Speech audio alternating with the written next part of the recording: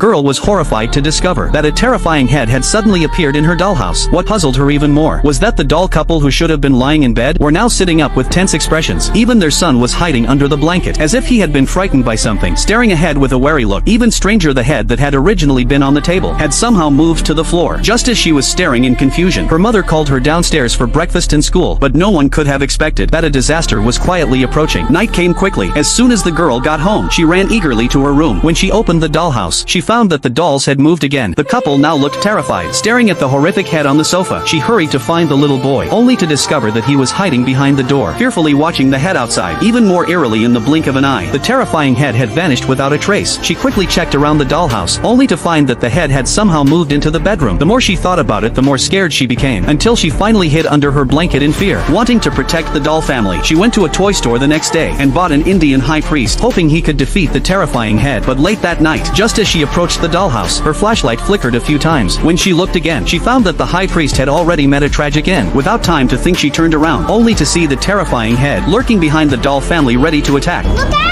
Her scream was heard by her mother. Afraid of being scolded, she quickly hid under her blanket. When her mother arrived, she lied and said she had only had a nightmare. But in those few minutes of delay, when she returned to the dollhouse, the doll couple had already met a gruesome fate. She looked around. The little boy was nowhere to be seen at the scene. After searching for a while, she was horrified to discover that the head was now attached to the little boy's body. Panicked, she threw the head away and hid under her blanket in fear. The next day, she had her parents give the dollhouse away. The new owner was delighted and eagerly opened it, but to her shock, the terrifying head had once again returned to the little boy's body.